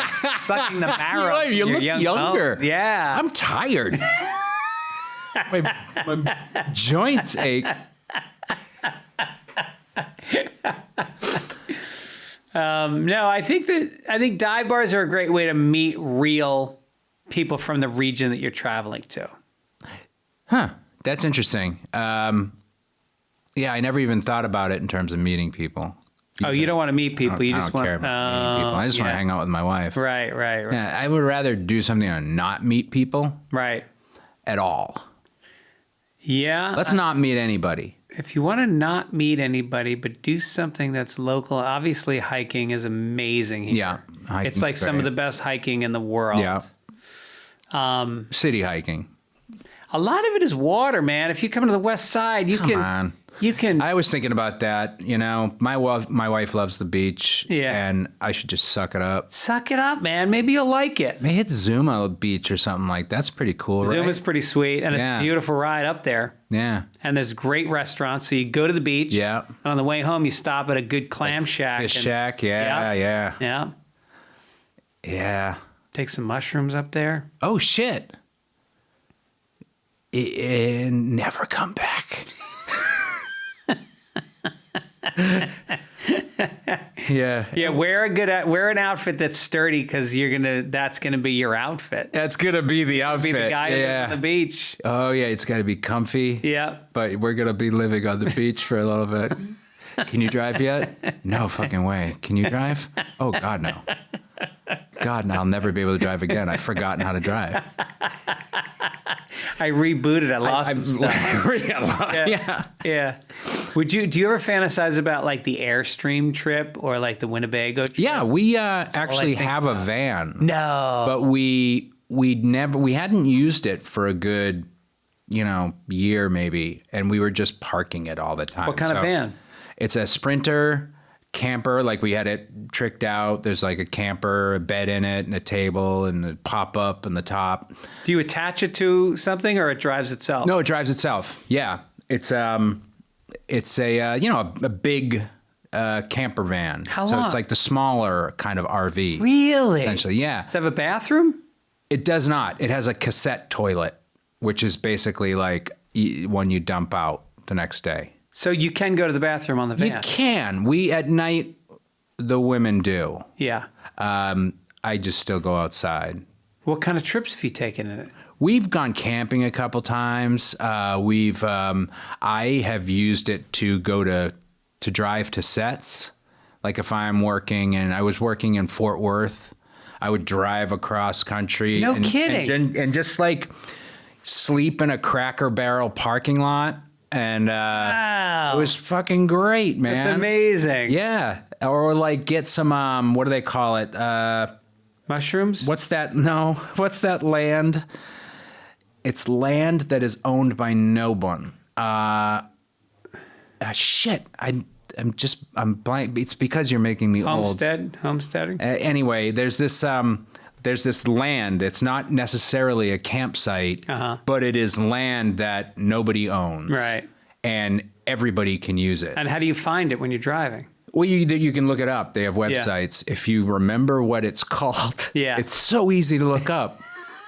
and I would stay there overnight, and then I would just cruise through. And then I would use, this is the big trick, I would use that as my trailer on these movies or TV shows, and right. They would pay me. They would pay you. They would rent it from me. That's genius. I did a show for like a network show. I made $13,000. No shit. And I got someplace to park it. I had parked it at Paramount for That's 8 months. This is in Texas. This was here. No shit. But the one in Texas, it wasn't that much. It was a movie. So you drove 10 minutes from your house. I drove it 10 minutes from the house. Did you keep it at the lot and drive it home? I gave it to a Teamster. They parked it where they wanted it. Oh, I see. They and even then you put drove a little car step back and a rug outside for me. Oh my God. I have an awning. Like it's great. But we don't use it enough, and it's just this source of guilt. Yeah. So I want we're working with this rental company now who rents it out for us. How much would you rent it to me for a week? Well, I don't know how much they're charging for it yet. Yeah. I have the numbers. It's a dream for me, so let me know. Okay. And I'll give you full price, whatever you get. I would give it to you. No. For a week. Yeah, no. You can have it for as long as you want, but I don't have it right now. It's being rented out. Wow. Is it hard to navigate on road, like especially in... to drive it? Yeah. No. Are you a good driver? Yeah. Then you're fine. Wow. I mean, there's no like middle rear view mirror. That's but you have a backup camera, you know? Yeah. And, how old is it? it's a 2019. Oh my God. It's super easy to drive. It's a Mercedes, so it's a little funky. The electronics have always fucked up on us. That's a problem with Mercedes in general. Oh, I didn't know that. Their electronic shit is just crappy. Yeah. And so, you know, we've had to work out a couple things here and there. And the last renter of it had it. I just got a call yesterday. Oh my God, this kills me. They're from LA. They rented this van, our van, and they were going up to Yosemite for their 10-year anniversary. Nice. They got as far as Fresno, and the alternator, something was wrong with the alternator. It fucked up one of the belts, and then the belt blew the starter. Oh. And they were so angry, as they should be. As they should be. And the poor guy that's renting the thing out has got to deal with that because it's not out of my hands. Well, that's the good news. It's out of my hands. They're not calling you. It's out of my hands. He just called me to tell me the story. Oh, but it was so what is that? Is that a 2 or 3 day repair? Or? It's a couple days, yeah. And he was like, I'll get you to Yosemite. And they were like, fuck it, we just want to go home. Oh, no. Like, it ruined. Really? Ruined their 10-year anniversary. Maybe the marriage. I want to get, I should get their name and address and I don't know. What Send do him I a do? headshot. Send him a headshot. Be in a hot tub. Hey, if I could go back in time and I'd tell you to rent a different van. Nothing ever mechanical ever went wrong with this thing. Oh my God, it's 3 years old. I drove it across country 5 times. Yeah. Yeah. So wow. That's a bummer. That is a bummer. I mean, bummer. that's the thing about, I don't know how you are. I get the sense from your glass cleaning. Glass cleaning? Your pride in cleaning glass that you're not that handy. Like if something goes wrong with my car, I'm lost. I am a small girl. Well, modern cars, right? We're all lost. Yes. You have to be a mechanic. They're all computers. Yeah. An older car, I can maybe identify a problem. Yeah. You know, like I had a 77 280Z. No, you didn't. Yeah. And it wouldn't start and it was clicking. So I was like, that's the alternator. You know? Yeah. And I did that thing where you bang on the alternator and it starts and I got it to start. Yeah. And the engine was flooded. I knew how to open up the carburetor top. Flood those things. Yeah. So no, I was a parking attendant. I'm actually a pretty handy guy. There was one point when it was definitely happened when I was married, like when there was stuff to do and we were getting handymen, beautiful handymen. Yeah. Because my wife only hires beautiful handymen. We had one guy named Johnny Wad. I'm not kidding, he was a British male model. This guy's, his muscle, his lower abs could cut glass. Yeah. And great guy. Yeah. Wonderful fella. Johnny Wad. Wonderful fella. Does good work. Yeah. And I was finally like, you got to do this shit. I mean, anything you want to learn how to do is on YouTube. Yep. And, you know, you can do it. I do it. I do a lot of shit now. You could take your dishwasher apart. It's all on YouTube. I tried that. Did you? Yeah. Well, no, my dishwasher's fucked. Oh. Greg, you hit a sore top. Oh, I'm sorry. You hit a really sore top. I've been washing I have dishpan hands. Oh.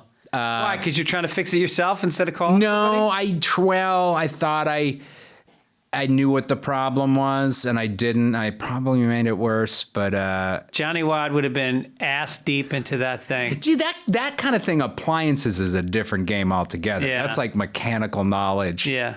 And I learned from experience that I don't touch electronics either. Yeah. I was actually like going to rewire something, and it turned out to be just a hole in our wall with exposed wires and a sign over it says, "Do not touch this or you will die." After I gave up.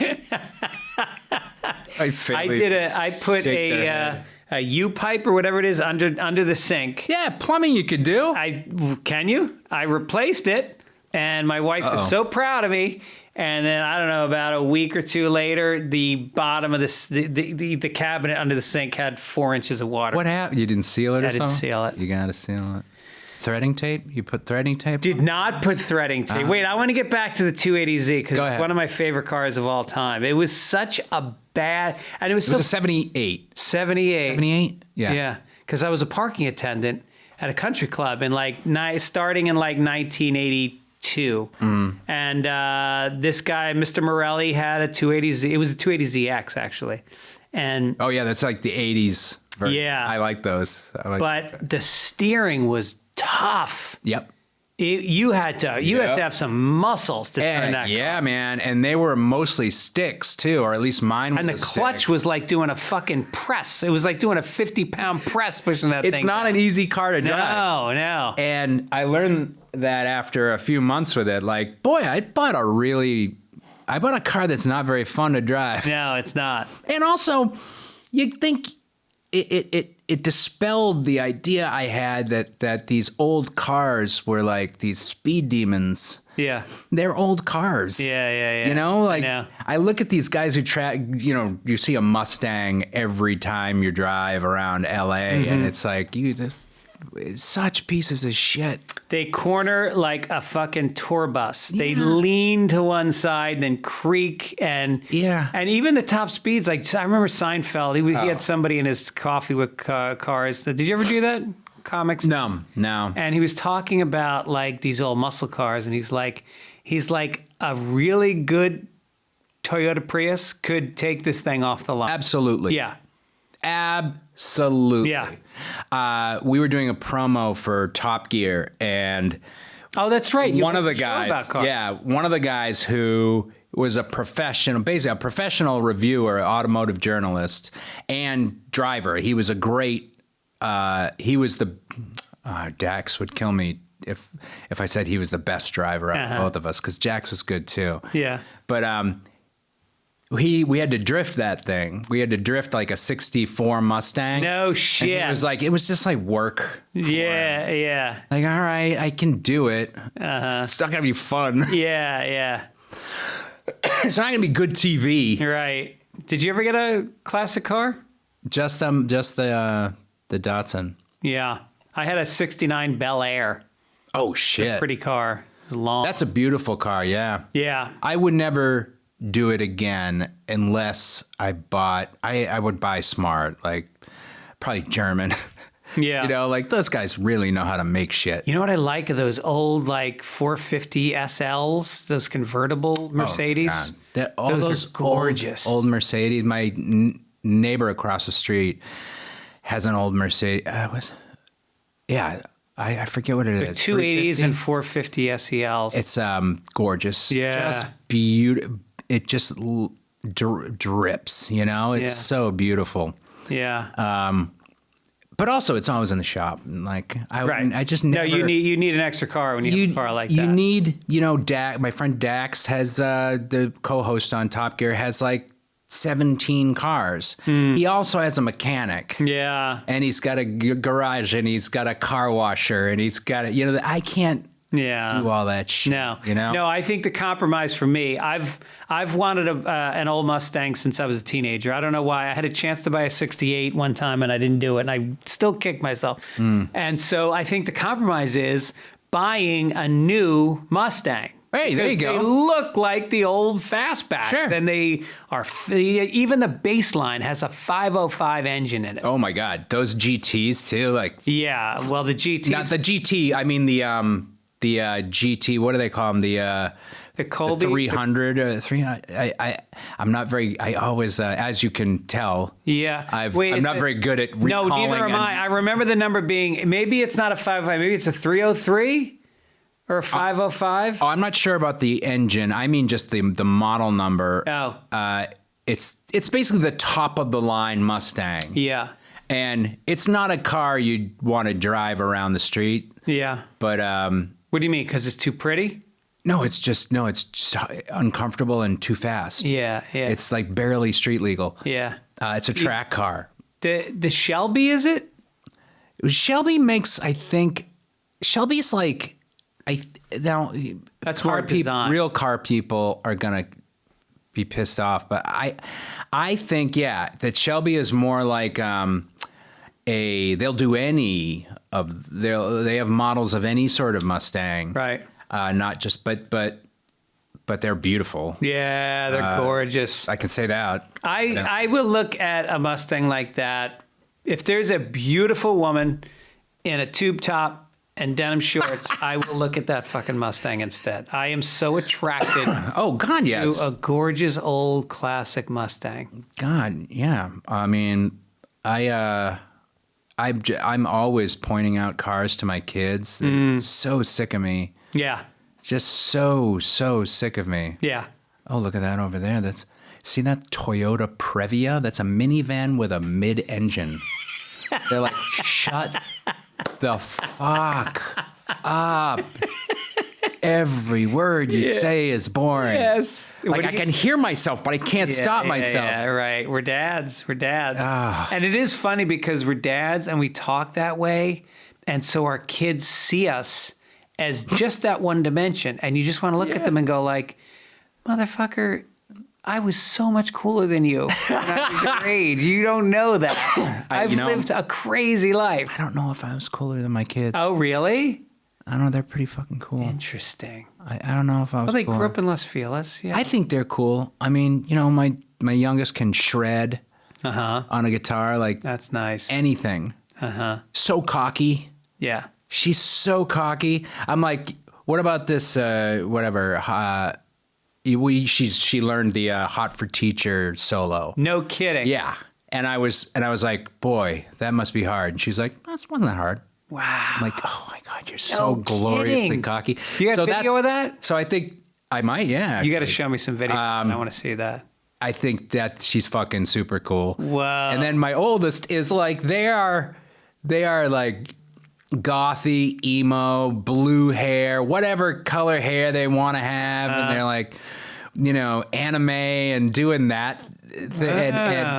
And they're just like, I think of them as the king of the nerds. That's and better. It's so cool. Better to be the king of the nerds than be in the midsection of the cool kids.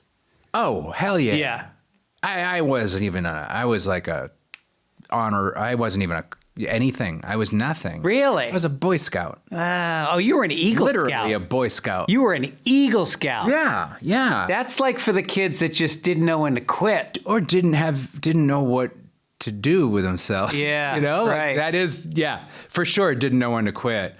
Like the guys who didn't discover girls. Every guy you ask who used to be in Boy Scouts and didn't get his Eagle, if you ask him why, I'll go, well, I discovered girls. Yeah. And Yeah, when you have a mustache and you're driving to the meetings, it's like you might have aged buddy. out of this one. Yeah. Wait, but I have to say, when I really stop and think about it, my kids also, my daughter surfed from 6th grade all the way through high school. She used to get up before school at 6 a.m. in January and February and go surf. Man, just for fun? No, she was on the school surf team. She competed and she won trophies all over the Of course place. you have a school surf team. And she's, and both my kids have tattoos and Shit. Yeah, How old are your kids? 20 and 22. Oh, okay, yeah. Oh my God. But they got them. Or the second they turned 18, they got the tattoos. Yeah, that was the mine rule will in my too. house. Yeah. My oldest, at least. They gave me tattoos. Really? I have a tattoo from each of them. Yeah, I got this from everybody in my family got this tattoo. Oh, that's neat. The Irish harp. Yeah. Yeah. God, you're super Irish. Yeah. Yeah. Makes me feel bad. Like Really? I should be doing something more. I my had people. this idea called, because if I were to read, here's my favorites on my phone. I want to read you, on my cell phone favorites. It is Gibbons, Malloy, What is this? Fitzgerald, O'Neill, What is this? O'Brien. So I want to start a monthly meeting called the Irish Mafia, and you can be a part of it, where we get together for like a breakfast at a cool restaurant, like a private room, maybe like 15 of us. Yeah. And we have somebody read some fucking Yeats, and then and we play Irish music, and we have like a proper Irish breakfast. Oh no! And we just hang out with each other. There. I don't know if I'm Irish enough for that. Like, I think you got to set a percentage.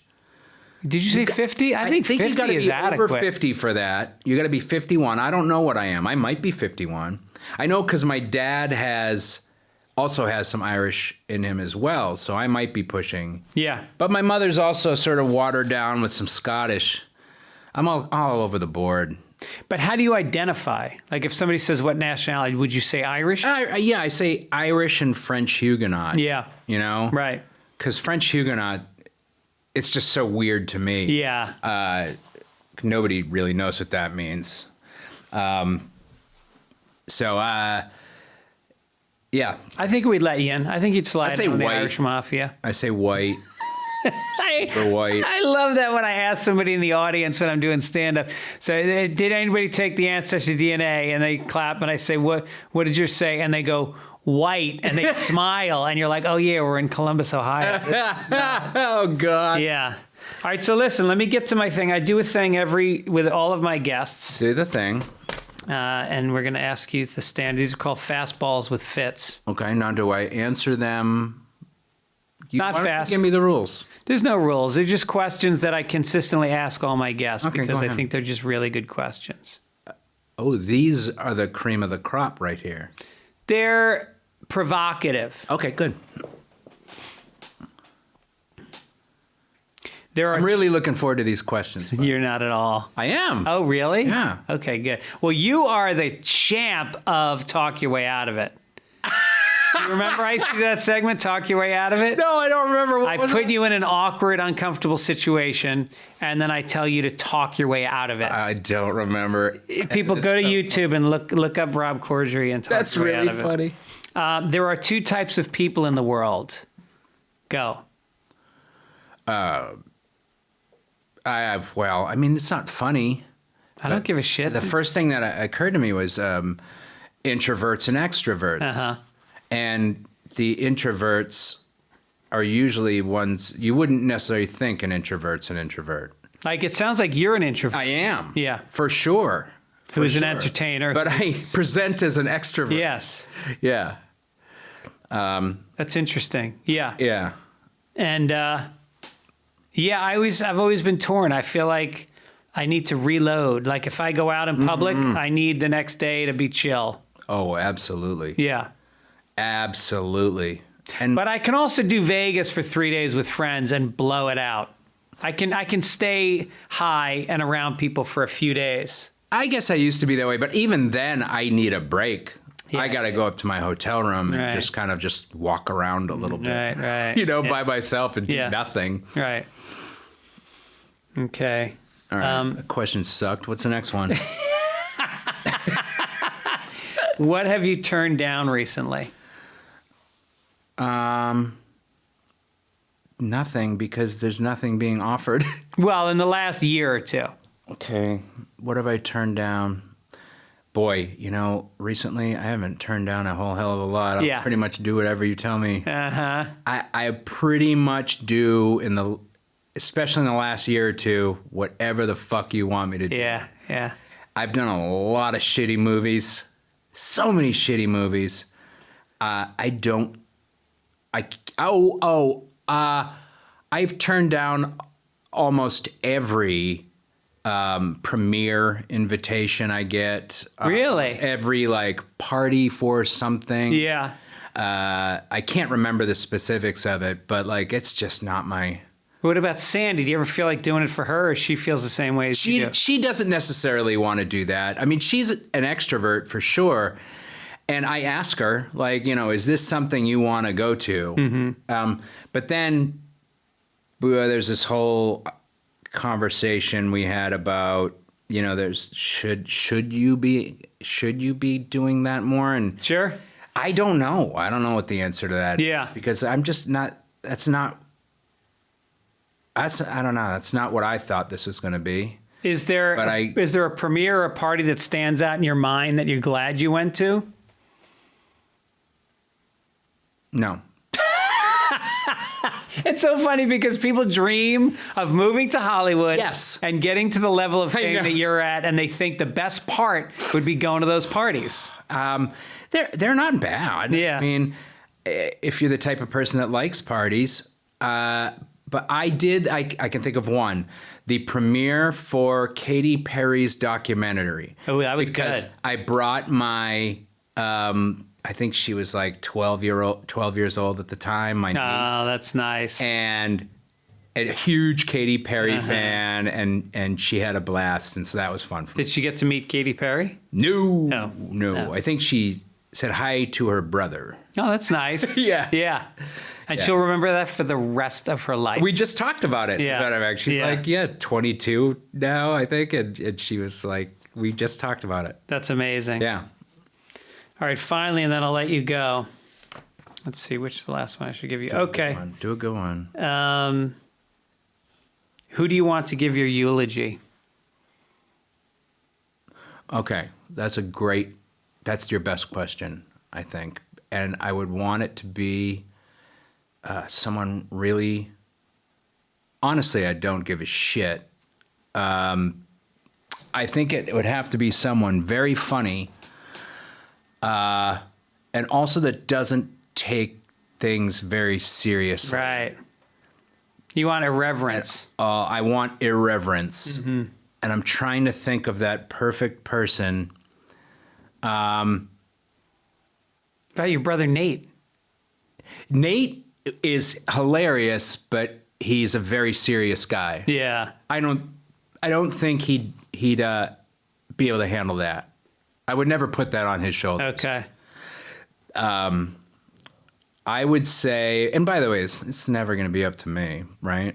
I'm not going to plan this out. I have an idea for a company, and I shouldn't even say it out loud because I think it's a really good idea, where you plan your own funeral. There's a website, and you log in, and you have a profile.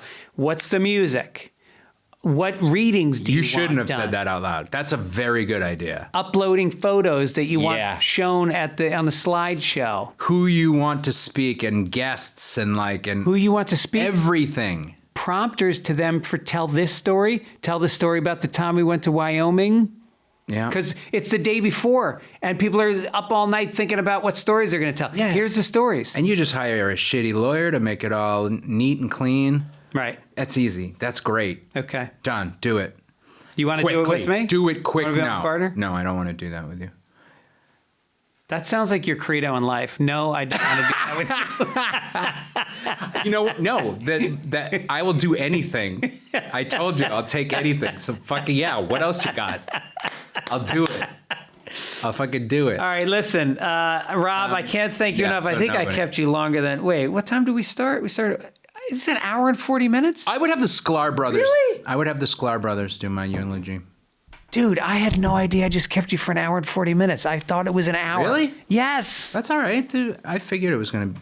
We usually talk this long. I guess so. I guess we do. so. I mean, you literally are like my favorite guest. It's so much fun, man. Yeah. It's so great easy. having you on. This is the easiest. I love doing podcasts, and this is by far my favorite one and the easiest one to do. Oh, that's good to hear. Yeah, it's so great. All right. And it's mostly because we took mushrooms before the podcast. I'm so fucking... I'm not Spirit World. Like, I still got my shoes on. I can drive. Yeah. Well, I got you an Uber just because I knew this would happen. I'm driving. It'll be fun. All right, Rob Corddry, if you want to see his stuff, go to robcorddry.com. Yeah, sure. Go ahead. Is there? There's not that. No, there's no robcorddry.com. If you want to see what he's done, go to his IMDb page. Yeah. Oh, check out my Rotten Tomatoes page. That's even funnier. Oh, what's your rottenest tomato? I've had one red tomato. I've gotten a 0. Wait, you or the project? The project, not me personally. They don't rate people. Right. That would be insidious. Yeah. No, I got one that was a 0. Renting that tomorrow night. I'll say yes to anything. All right. Thanks, man. All right. Thank you. Bye.